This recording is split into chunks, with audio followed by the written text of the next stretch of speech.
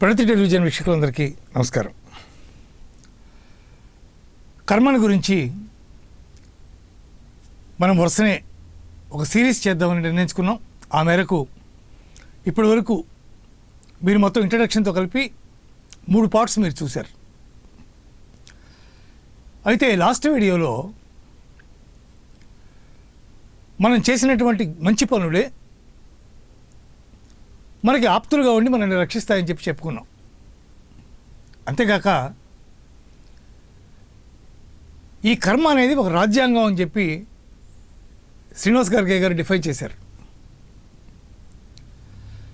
ఈ రాజ్యాంగం ఎలా ఉంటుంది? ఈ పుణ్యపాప కర్మలకి ప్రేరేపించే వాళ్ళు ఎవరు? దేనివల్ల మనకు అట్లాంటి ప్రేరేపణ కలుగుతుంది? ఎందుకంటే ఆయన చెప్పేటప్పుడే దుర్యోధనుడు ఎగ్జాంపుల్ ఒకటి చెప్పారు. నువ్వు ఎందుకు ఇట్లా తప్పులు చేస్తావని అడిగితే నన్ను ఇట్లా చేయమని నన్ను ప్రోత్సహిస్తుంది లోపల నా మనస్సు, నాకు అందువల్ల ఎట్టగా చేస్తున్నాను, ఏం చేసేది, నా కర్మ అట్టా ఉంది అంటాడు. ఈ ప్రేరేపించేది ఎవరు? దాని నుంచి తప్పుకోవడం ఎలా? మనం ముందు చెప్పుకున్నాం, మనస్సు బుద్ధి అన్ని సక్రమంగా ఉంటే ఇవన్నీ బాగా జరుగుతాయని చెప్పుకున్నాం. కానీ ఆ మనస్సుని బుద్ధిని సక్రమమైనటువంటి దారిలో పెట్టడానికి ఏం చేయాలి? ఎవరు పెడతారు? ఎవరు చేస్తే ఇది జరుగుతుంది? అలాగే ఈ రాజ్యాంగం అనేది ఎట్లా నడుస్తుంది? మన రాజ్యాంగం, భారత రాజ్యాంగం ఉంది, అది ఎట్లా నడుస్తుందో మనకు తెలుసు. దానికి కొన్ని మనం రూల్స్ అండ్ రెగ్యులేషన్స్ పెట్టుకున్నాం, ఆ ప్రకారం జరుగుతాయి. అవసరమైతే అమెండ్ చేస్తాం, లేకపోతే అట్టగా అట్టి పెడతాం. ఇవన్నీ కూడా ప్రధానమంత్రి యొక్క నిర్ణయాలు. కానీ విధి యొక్క నిర్ణయాలు మార్చడానికి వీలైనటువంటివి. అందువల్ల ఈ రాజ్యాంగం ఎట్లా ఉంటుంది, ఎలా ఫాలో అవ్వాలి, ఎలా తెలుసుకోవాలి, ఏం చేస్తే దాన్ని సక్రమంగా ఫాలో అవ్వగలం, తదితర విషయాలన్నీ కూడా శ్రీనివాస్ గార్గే గారిని అడిగి తెలుసుకుందాం. నమస్కారం గార్గే గారు. నమస్కారం. కర్మ సిద్ధాంతంలో ప్రధానంగా మనం మొదటి నుంచి కూడా చెప్పుకుంటూ వస్తున్నాం. మనం పార్ట్ 3కి వచ్చాం. దీంట్లో ప్రధానంగా మనం చేసినటువంటి పుణ్యపాపాలు, వాటి యొక్క సంచితం ఈ జన్మకి మనకు వస్తుంది, మనం దాన్ని అనుభవిస్తున్నామని మనం చెప్పుకున్నాం. అయితే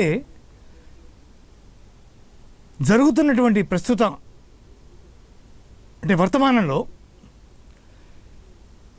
పాపకర్మలు చేయడానికి కానీ పుణ్యకర్మలు చేయడానికి కానీ ప్రేరేపించేది ఏమిటి?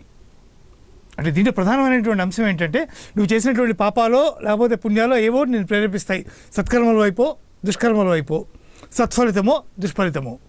అయితే ఇక్కడ ప్రధానంగా ఈ పాపపుణ్యాలు చేసేటప్పుడు వాటికి ప్రేరేపించేది ఏది? ఎవరు ప్రేరేపిస్తారు?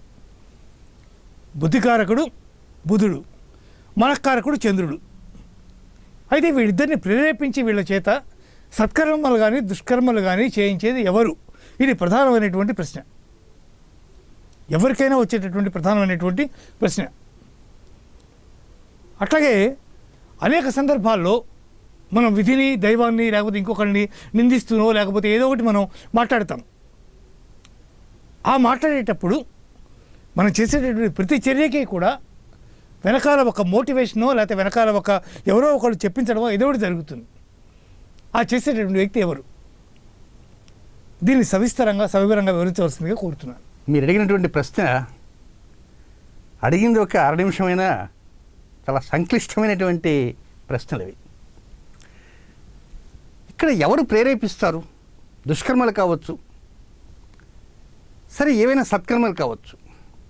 అసలు మానవ జన్మ అంటే మన గత జన్మ నుంచి వచ్చేటువంటి సంచిత కర్మలన్నీ పెద్ద మూట వేసుకొని, పర్వతంలాగా వేసుకొని, నెత్తిన మోసుకొని వస్తున్నాం. ఇందులో పాపకర్మలు ఉన్నాయి, పుణ్యకర్మలు ఉన్నాయి. కనుక ఈ జన్మలకు వచ్చే సమయానికి పుణ్యకర్మల ప్రభావాలకు సంబంధించి పుణ్య ఫలితాలు తెస్తాం. పాపకర్మలు మోసుకొచ్చాం కనుక ఆ పాపకర్మల ఫలితాలు కూడా వస్తాయి. అయితే ఏ రోజు పాపకర్మ ఫలితం వస్తుంది, ఏ రోజు పుణ్యకర్మ ఫలితం వస్తుంది అనేది తెలుసుకోవాలి ముందు. ఆ తెలుసుకోవటంలోనే మన యొక్క గొప్పతనం అంతా ఉంది. దీనికి తోడు ఒకవేళ ఎవరన్నా పెద్దలు చెప్పారనుకో, బాబు ఇలా చేయవద్దు అలా చేయవద్దు అని చెప్పినప్పటికీ ఏదో ఒకవేళ దుర్యోధనులాగా నా లోపల ఉండేటువంటి దేవతలు ఎవరో నన్ను చెడు చేయమంటున్నారు అందువల్ల చేస్తున్నాను అన్నట్టుగానే కొంతమంది ఆలోచన చేయవచ్చు. కొంతమంది ఎవరైనా చెప్పినటువంటి టైంలో ఇతనికి పుణ్యకర్మల ప్రభావానికి సంబంధించిన టైం నడుస్తున్న టైంలో మీరు చెప్పేది కొంచెం సబబుగానే ఉందండి, నేను కొంతవరకు మారటానికి ప్రయత్నం చేస్తాను అని చెప్పి తాను మారడానికి అవకాశాలంటూ ఉంటాయి. కనుక ఇక్కడి నుంచి మన ప్రేక్షకులు చాలా లోతుగా అర్థమయ్యే రీతిగా ప్రేక్షకులకి నేను వెళ్తున్నా.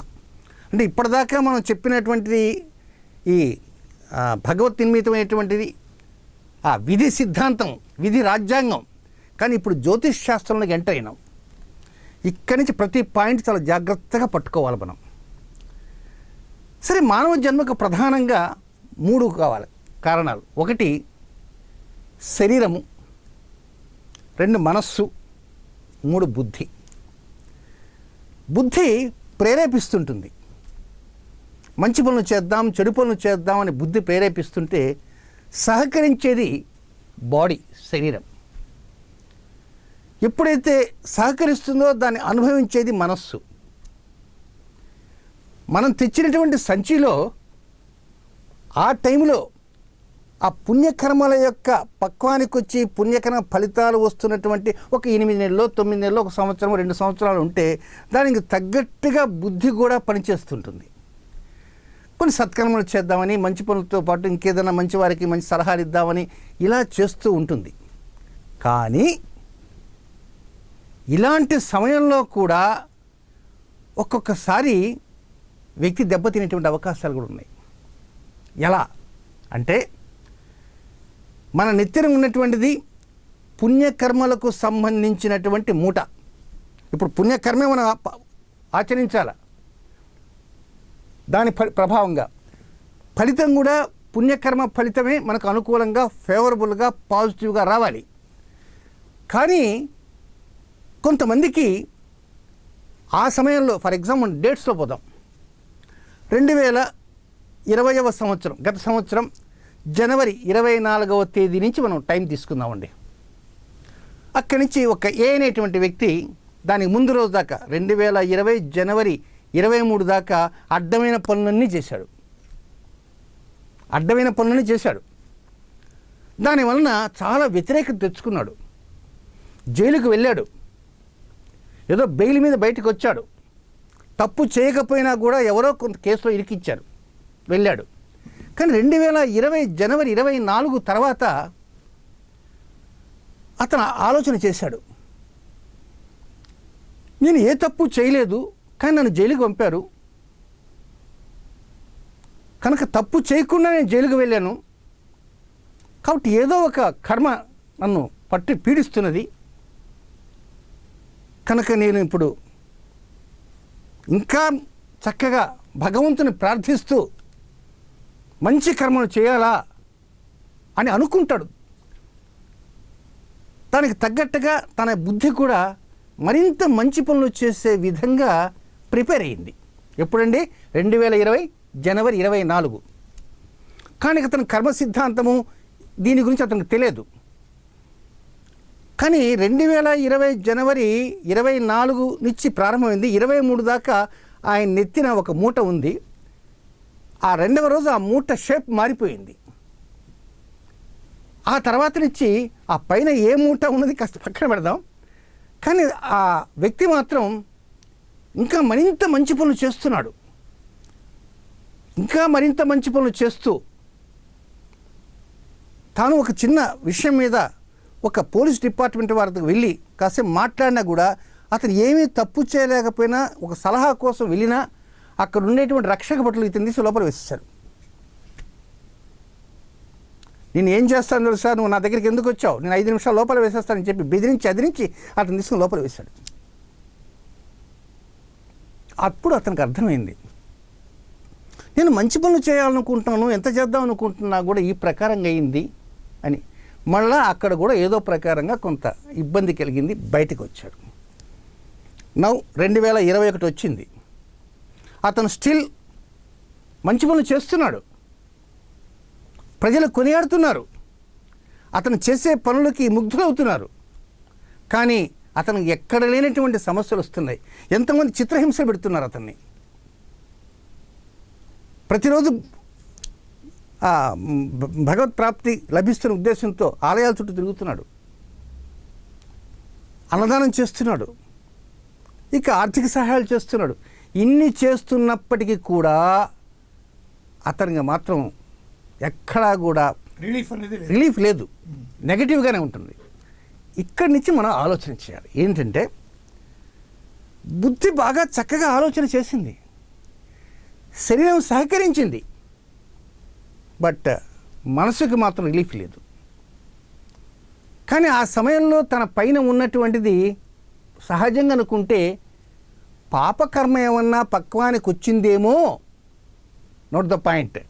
పాపకర్మ పక్వానికి వచ్చి మూట పైన ఉన్న కారణంగా ఈ సమయంలో అతను మంచి చేసినా కూడా అతను నెగిటివ్గా ఇబ్బంది వస్తున్నది అని అనుకున్నాడు. కానీ ఆ పైన ఉన్న మూట పాపకర్మ మూట కాదండి, పుణ్యకర్మల మూటే నెత్తిన పెట్టుకున్నాడు. 2020 జనవరి 24వ తేదీ పుణ్యకర్మల మూట. అది ఎలా తెలుసండి మీకు అని మీరు అడగచ్చు. జ్యోతిషశాస్త్ర ప్రకారంగా నేను చెప్తున్నా. కనుక ఆ మూట పుణ్యకర్మల మూట ఉన్నప్పటికీ కూడా అతను సమస్యలకు లోనవుతున్నాడు. ఇది ఏ అనే వ్యక్తి. మరి బి అనే వ్యక్తి చూద్దాం. అతను 2020 జనవరి 24వ తేదీ దగ్గర నుంచి దారినపై ప్రతి వాడిని దుర్భాషలాడటం, వాడిని హింస పెట్టడం, బహిరంగంగానే కొట్టడం, సీసీ కెమెరాల్లో కూడా రికార్డ్ అయ్యే విధంగా అతని యొక్క చేష్టలు ఉన్నప్పటికీ కూడా అతను నిర్దోషిగా బయటకు వచ్చేసాడు. మరి అతనికి ఉన్న స్థితి ఏమిటి అంటే అతనికి నెత్తిన పాపకర్మ ఉంది. పాపకర్మ పక్వానికి వచ్చి పాపకర్మకు సంబంధించినటువంటి మూట నెత్తిన ఉన్నప్పటికీ ఫలితం మాత్రం పుణ్యఫలాన్ని అందుకుంటున్నాడు. ఇక్కడ మనం చాలా జాగ్రత్తగా ఉండాలి. కనుక పుణ్యకర్మ మూట నెత్తిన ఉండి ఇబ్బందులు ఎందుకు లోనవుతున్నాడు? పాపకర్మ మూట నెత్తిన ఉండి విశేషంగా అందరి చేత కొనియాడబడుతూ ఇన్ని తప్పులు చేసినప్పటికీ శభాష్ అంటాడు. రేపు పొద్దున అతను ఎవరైనా మర్డర్ చేసినా కూడా అతను బయటికి నిర్దోషిగా బయటికి వచ్చే విధంగా అతని స్థితి అలా ఉంది. ఇక్కడ మనం ఆలోచన చేయాలంటే ఈ విధంగా ఎందుకు జరుగుతున్నది? ఇప్పుడు మనం జ్యోతిష్ శాస్త్రంలోకి ప్రవేశిస్తున్నాం. 2020 ఎందుకు ఆ డేట్ చెప్పాము అంటే 2020వ సంవత్సరం జనవరి నెల 24వ తేదీన ఖగోళంలో శని మకర రాశిలోకి ప్రవేశించాడు. మకర రాశి అనేది శని యొక్క స్వస్థానము. అసలు శనికి దీనికి సంబంధం ఏంటి అని మీరు అడగచ్చు. మనం మామూలుగా మానవ జన్మ ఎత్తినప్పుడు బుద్ధి, మనస్సు, శరీరము ఈ మూడు మాత్రమే సహకరిస్తుంటాయి. కానీ ఈ మూడు సహకరించినప్పుడు ఆ బుద్ధి అనేటువంటి బుధుణ్ణి ప్రేరేపించేది శని. ఇందాక మీరు అడిగారు ఎవరు ప్రేరేపిస్తారని. బుద్ధిని ఎవరు ప్రేరేపిస్తారంటే శని మాత్రం ప్రేరేపిస్తాడు. అంటే శని బుధుడు మహామిత్రుడు జ్యోతిష్యత ప్రకారంగా. శనికి చంద్రుడు అంతర్గత శత్రువు. కనుక ఈ శని ఆ కర్మకు సంబంధమైన ప్రభు. మనం శనిని కాసేపు గ్రహం కింద లెక్క వేసుకోకుండా కర్మ ప్రభువు అని అనుకుంటాం. కానీ కర్మ ప్రభువు చెప్పిన రీతిలోనే ఈ బుద్ధి పనిచేస్తుంటుంది. కనుక ఇప్పుడు మనస్సు, శరీరము, బుద్ధికి మరొకడు తోడైనాడు, 4వ వ్యక్తి కర్మప్రభు. కనుక ఇప్పుడు కర్మప్రభువు ఎలా చెబుతున్నాడంటే ఏదో ప్రకారంగా బుద్ధిని ప్రేరేపిస్తాడు. ప్రేరేపించి శనికి అంతర్గత శత్రువు చంద్రుడు గనక తన అంతర్గత శత్రువుని ఏడిపించాలన్న ఉద్దేశంతోనే శని రకరకాలుగా ప్రేరేపణంటూ జరుగుతుంది. కనుక సత్కర్మ చేయి, నువ్వు ఇప్పుడు దుష్కర్మ చేయి అని బుద్ధిని ప్రేరేపించేది కర్మప్రభువు. మరి ఈ కర్మప్రభువు ఎందుకు చేస్తున్నాడు అట్లా అంటే మన సంచిత కర్మలు ఏవైతే మూట ఉంది దాంట్లో పెద్ద మూట రకరకాలవన్నీ ఉన్నాయి ఇందులో. కనుక ఎప్పుడు ఏవి ఉన్నాయి అని తెలుసుకునేటువంటి మహాశక్తి సంపన్నుడు శని. కనుక శనికి తెలుసు ఆ కర్మ సిద్ధాంతంలో ఆ ప్రభు ఇప్పుడు ఈ రోజు నుంచి ఈ రోజు దాకా నీవు ఫలాని పనులు చేయాలా, ఫలాని రకంగా ఫలితాలు రావాలి, మంచి ఫలితాలు రావాలంటే నువ్వు మంచి చేయాలి. ఒక్కోసారి మంచి చేసినా కూడా మంచి రాదు ఫలితాలు. ఇందాక చెప్పిన మొదటి ఎగ్జాంపుల్లో ఎంత మంచి పనులు చేసినప్పటికి కూడా అతను సమస్యలకు లోనయ్యాడు. అంటే మంచి పనులు చేస్తే అతనికి పుణ్యం వస్తుంది, పుణ్యం అది ఇప్పుడు రాదు, అది ఇప్పుడు ప్రభావం చూపించదు, ఇప్పుడు చూపించదు, అది వచ్చి రాబోయేటువంటి ఆగామి కర్మలలో చూపిస్తుంది. కానీ ప్రస్తుతము గతంలో చేసిన ఉన్నాయి గనక దాన్ని అనుభవించాలి కనుక పాపకర్మలు గతంలో చేశాడు కనుక సంచితంలో చేశారు కనుక వాటిని అనుభవించడం కోసంగా ఇప్పుడు తనను ఏదో ప్రకారంగా ఇబ్బందులు పెట్టడం కోసంగా శని ఈ ప్రకారంగా చేస్తాడు. అయితే ఈ శని మొత్తం ఈ భజక్రంలో ఒక్కొక్క రాశిలో 2.5 సంవత్సరం ఉంటాడు. మొత్తం 12 రాసులు మేష, వృషభ, మిథున, కర్కాటక, సింహ, కన్య, తుల, వృశ్చిక, ధనస్సు, మకర, కుంభ, మీనాలు మొత్తం 12 రాసులు. 12 రాసుల్లో తిరిగి రావాలంటే 12 × 2.5 30 సంవత్సరాలు పడుతుంది. కనుక 2 సార్లు కనుక భచక్రంలో శని 2 సార్లు ట్రిప్ కొట్టొచ్చాడంటే మనం షష్ఠి పూర్తి చేసుకుంటాం. సరే మూడవసారి ట్రిప్ కొట్టొస్తాడంటే మనం వృద్ధాప్యంలో ఉంటాము, శతవత్సరాలు దాటిపోతుంటాయి ఒక్కొక్కసారి. కనుక ఇప్పుడు మనం గమనించవలసింది ఏమిటంటే కర్మ సిద్ధాంతం అనేది ఒకటి ఉంది. ఇది విధి ఇచ్చినటువంటి ఒక రాజ్యాంగము. ఆ రాజ్యాంగం రూల్స్ అండ్ రెగ్యులేషన్స్ ఉన్నాయి కనుక ఆ రూల్స్ ఏమిటి అనేవి మనం తెలుసుకోవాలి. ఎప్పుడైతే ఆ రూల్స్ మనం తెలుసుకోగలుగుతామో దాన్ని బట్టి మనం అంచెలంచెలుగా స్టెప్పులు వేసుకుంటూ పోవాలి. అయితే అందులో కూడా అందరికీ తెలిసింది 3 మాత్రమే.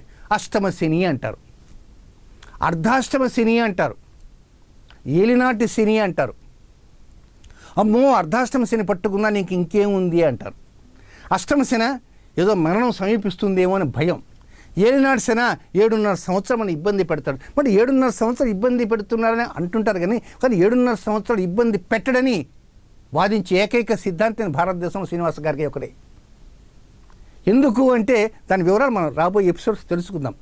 ఈరోజు నరేంద్ర మోడీ ప్రధానమంత్రి, ఆయన ఏలినాటి శనిలో ఉన్నాడు. అనురాధ నక్షత్రం వృశ్చిక రాశి. ఆయన ఏలినాటి శనిలో ఉన్నప్పుడే ఆయనకు భారతదేశ ప్రధాని పీఠం అప్పచెప్పారు. సరే ప్రధాని పదవి అయిన తర్వాత ఆయన ఆలోచనలు ఎన్నో ఉన్నాయి కనుక ఆయన ఆలోచనలకు తగ్గట్టుగా తన బుద్ధి ప్రకారంగా తను ఇంకా రాజ్యాంగం శాసనాలు కొన్ని చేస్తారు. అలాంటి వాటిల్లో ప్రజలకు ఇబ్బంది కలిగినటువంటి ఎన్నో ఉన్నాయి.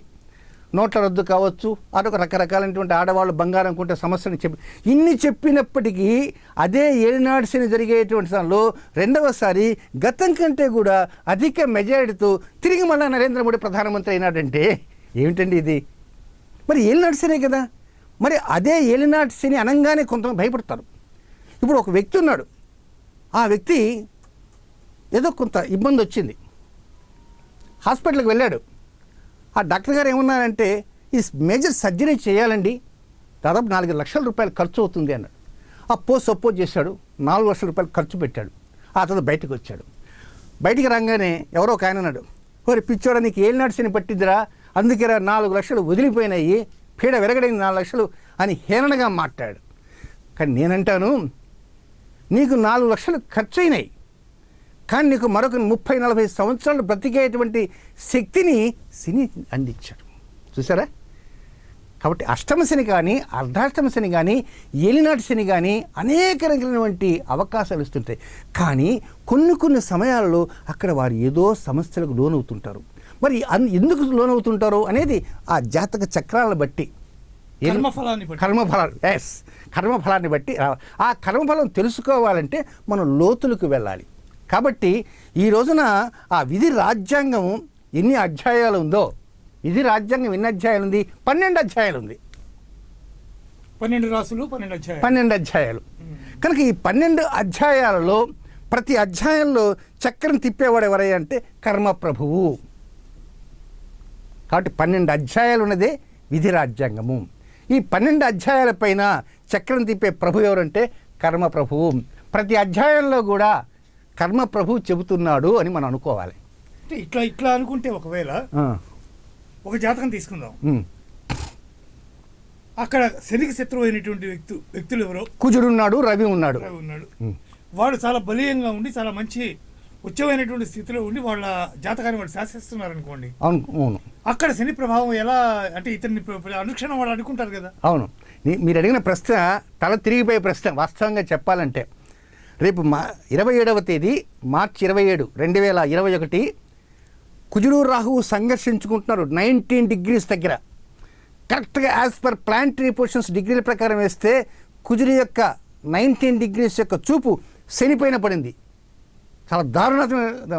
ఇలాంటి పరిస్థితుల్లో శని అనుకూలిస్తాడా, ప్రతికూలిస్తాడా? అంటే కర్మప్రభువుగా కర్మప్రభువు కర్మల్ని వీళ్ళ మీద ఎట్లా ఇంపోజ్ చేయగలుగుతాడు? దానికి ఇందాక మొదట ఏం చెప్పానంటే మనస్సు, బుద్ధి, శరీరానికి 4వ వ్యక్తి తోడైనాడు అని అన్నా. ఇప్పుడు 5వ వ్యక్తి రాబోతున్నాడు. అది మనం నెక్స్ట్ ఎపిసోడ్లోకి వెళ్ళిపోదాం. ఈ 5వ వ్యక్తి ఎప్పుడు తోడవుతాడో 5వ వ్యక్తి జడ్జ్. 5వ వ్యక్తి జడ్జి. కనుక సంఘర్షణ ఇరువురి మధ్య జరుగుతున్నది. ఎవడు ఓడిపోతాడో ఎవడు గెలుస్తాడో సంగతి 5వ వ్యక్తికి తెలుసు. 5వ వ్యక్తికి అక్కడ తెలియకపోయినా 5వ వ్యక్తి ఏది అనుకుంటే అది జరిగిపోతుంది. 5వ వ్యక్తి ఏది అనుకుంటే అది జరిగిపోతుంది. 5వ వ్యక్తి ఎవరు, ఏమిటి, మరి అది గ్రహమా లేక ఏమైనా భగవంతుడా, ఏమిటి అనేది మనం నెక్స్ట్ ఎపిసోడ్లోకి మనం వెళ్ళటానికి ప్రయత్నం చేద్దాం. ఇప్పుడు మనం ఈ ఎపిసోడ్లో మనం తెలుసుకుంది ఏమిటి అంటే రాజ్యాంగం అనేది విధి రాజ్యాంగం 12 అధ్యాయాలు. 12 అధ్యాయాల్లో ప్రతి అధ్యాయంలో కర్మప్రభు అయినటువంటి శని చెప్పుకుంటూ వస్తుంటాడు. దీన్ని మనం ఒక్కొక్క అధ్యాయాన్ని జాగ్రత్తగా పాయింట్ వైజ్ చెప్పుకుంటూ వస్తుంటే మీరు ఏ కర్మలు ఏ రోజు చేస్తారు, ఫలితాలు గతంలో ఎప్పుడు జరిగినాయి, దాని కర్మ ఫలితాలు ఏమిటి అనేవి అంచెలంచెలుగా ఎవరి పాటికి వారే తెలుసుకొని తగిన జాగ్రత్తలు తీసుకోవటానికి అవకాశం ఉంది. ఇంకా మీరు క్వశ్చన్ వేయలే. ఒకవేళ ఇన్ కేస్ తగిన జాగ్రత్తలు తీసుకుంటే బయట పడగలమా అంటే ముందు తెలిస్తే అరే పైనుంచి తాటికాయ పడుతుందంటే కొంచెం పక్కకు వస్తాం. కర్మ ఎక్కువగా ఉంటే ఇక్కడి నుంచి 2 తాటికాయలు పడవచ్చు. కానీ ఏదైనా కొంచెం లోతులకు వెళ్ళి ప్రేక్షకులు మనకు అర్థమయ్యే రీతిలో మనం ప్రేక్షకులు చెప్పగలిగితే, వారు జాగ్రత్తలు తీసుకోగలిగితే, ఆ సమయాలు చెప్పుకుంటూ వస్తుంటే తప్పకుండా ఈ కర్మలు మన దగ్గర ఉన్నాయి గనక అలాంటి కర్మలన్నింటినీ సంచిత కర్మను దహించి వేసేటువంటి శక్తి కనుక మనకు ఉంటే కర్మ సిద్ధాంతం మనం ఏం చేయదండి. కర్మ సిద్ధాంతం మనం ఏమీ చేయదు. మనం కర్మ సిద్ధాంతాన్ని వ్యతిరేకించి ధైర్యంగా ముందుకెళ్ళొచ్చు. నేను చెప్పడం కాదు, కానీ గీతాచార్యులు చెప్పారు. కానీ ఆ దహించేటటువంటి శక్తిని ఇవ్వడం కూడా కర్మ సిద్ధాంతంలో ఉంటుంది. అదే నేను చెప్పింది కాదు, గీతాచార్యులు చెప్పారు భగవద్గీతలో. అది రాబోయేటువంటి ఎపిసోడ్స్ మనం తెలుసుకుందాం. కనుక మనం ఈ 12 అధ్యాయాల విశేషాలు ఏమిటి, ఈ కర్మ ఎలా ఉంటుంది, కర్మ ప్రభు ఏం చేస్తున్నాడు, మనం కర్మలు సంచిత కర్మల్లో అన్నీ ఉన్నాయి కనుక అన్నింటినీ హరించి వేసే విధంగా, దహించి వేసే విధంగా ముందుకు వెళ్ళాలా. ముందుకు వెళ్తే రాబోయేటువంటి ఆగామి కర్మలు ఏమీ లేకుండా మనకి ఇంక పునర్జన్మ లేకుండానే ఉంటుంది. ముక్తి ప్రాప్తిస్తుంది, మోక్షం వస్తుంది, ప్రస్తుత పరిస్థితి కూడా ఆనందంగా ఉండడానికి అవకాశం వస్తుంది. విన్నారు కదా. ఈ ఎపిసోడ్లో ప్రధానంగా కర్మకి అధిదేవత శని అనే విషయాన్ని తెలుసుకున్నాం. అంతేకాక మొట్టమొదటి మనం అనుకున్నట్టుగా మంచి చేయాలన్నా చెడు చేయాలన్నా బుద్ధిని ప్రేరేపించేది శని. ఎందుకంటే ఆయన చాలా స్పష్టంగా చెప్పారు, శని బుధుడు ఇద్దరు కూడా చాలా సన్నిహిత మిత్రులు. కానీ మనకారకుడు అయినటువంటి చంద్రుడు తీవ్రమైనటువంటి అంతర్గత శత్రువు. అనుభవించేది ఏమిటి, శరీరానికి అనుభవింపచేసేది ఏమిటి, మనస్సు. కాబట్టి ఈ బుద్ధి శని ఇద్దరు వాళ్ళ యొక్క చర్యల ద్వారా పుణ్యం చేయించనండి, పాపం చేయించనండి, కానీ దాని యొక్క ఫలితాన్ని మనస్సు తీవ్రమైనటువంటి క్షోభ చెందడం ద్వారా దాన్ని అనుభవించేది మనం. నేను మనసు ద్వారానే మనం దాన్ని అనుభవిస్తాం కాబట్టి అది ఆనందం కానీ దుఃఖం కానీ. అందువల్ల కర్మప్రభు అయినటువంటి శని దీనికి ప్రధానమైనటువంటి కారకుడు. ఆ విషయం స్పష్టమైంది. ఇకపోతే రాజ్యాంగం ఏమిటి, ఎంత ఉంది రాజ్యాంగం, ఎలా తెలుసుకోవాలి అనే విషయాలు కూడా మనం మాట్లాడుకున్నాం. ఈ రాజ్యాంగం 12 అధ్యాయాలు, 12 రాసులు. ఈ రాసులన్నింటిలో కూడా మీ కర్మఫలం ఏదైతే ఉందో దాన్ని ప్రేరేపించేవాడు, అనుభవింపచేసేవాడు శని. 2 ఎగ్జాంపుల్స్ కూడా ఇచ్చారు ఆయన. బయటకు వచ్చి అన్ని మంచి పనులు చేసి తీవ్రమైనటువంటి మానసిక చిత్రవదన అనుభవిస్తున్నటువంటి వాడు ఒకడు. అన్ని చెడ్డ పనులు చేసి పాపాన్ని మూటగట్టుకుంటూ హాయిగా ఉన్నవాడు ఇంకొకడు. ఈ రెండింటికి కారణం శనే. కానీ ఈ మంచి పనులు చేసి క్షోభపడడం ద్వారా కర్మ విముక్తి దిశగా శని అతన్ని నడిపిస్తున్నాడు.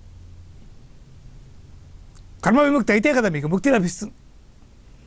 మీరు చేసినటువంటి సంచితం ఏదైతే ఉందో ఈ సంచితంలో మీకు ఫలాలు మంచి ఫలితాలు ఎక్కువ ఉండి పుణ్యఫలాలు బాగా ఎక్కువగా ఉండి పాప ఫలాలు కొంత తక్కువగా ఉన్నాయనుకోండి, కంపారిటివ్లీ మంచి పనులు చేస్తాడు మళ్ళీ, ఎందుకంటే పుణ్యఫలాలు ఉన్నాయి కాబట్టి. కానీ పాపాన్ని అనుభవించాలిగా, పాప ఫలితాన్ని అనుభవించాలిగా.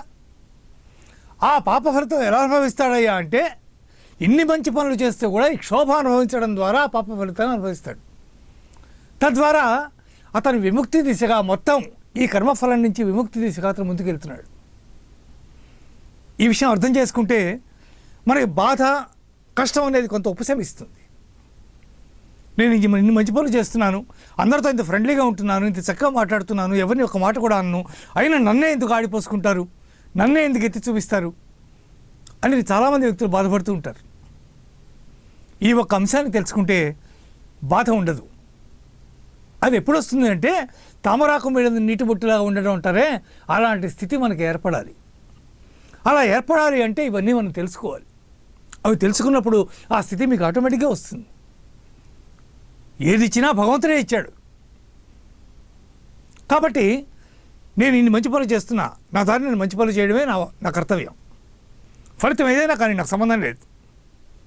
అదే మా ఫలేషు కదాచన అనేది. చూడండి ఎంత చక్కగా ఉందో. మనం అన్వయం చేసుకుంటే మొట్టమొదటి ఎపిసోడ్లో మనం చెప్పుకున్నటువంటి కర్మణ్యేవాధికారస్తే మా ఫలేషు కదాచన అనేది ఎంత చక్కగా ఉన్నదో చూడండి. అన్ని మంచి పనులు చేస్తున్నావు కానీ చెడ్డ పేరు తెచ్చుకుంటున్నావు. కానీ ఆ చెడ్డ పేరుతో నీకు సంబంధం లేదు. నీ మంచి పనులు నువ్వు చేయి, ఫలితం భగవంతుడికి వదిలేసి. అందువల్ల శని యొక్క స్థితి గురించి, అష్టమ శని గురించి, అర్ధాష్టమ శని గురించి, ఏలినాటి శని గురించి, అన్నిటి గురించి కూడా చాలా సవివరంగా చాలా స్పష్టంగా చెప్పారు. పైగా ఇంకో మాట కూడా చెప్పారు, అలా చెప్పగలిగినటువంటి ఏకైక సిద్ధాంతిని నేనే అని. అలా చెప్పడానికి చాలా ధైర్యం కావాలి. సబ్జెక్టు మీద విపరీతమైనటువంటి డీప్గా లోపలికి వెళ్ళి చాలా థరోగా దాన్ని పూర్తిగా అధ్యయనం చేసి ఉండాలి, దాన్ని తెలుసుకుని ఉండాలి.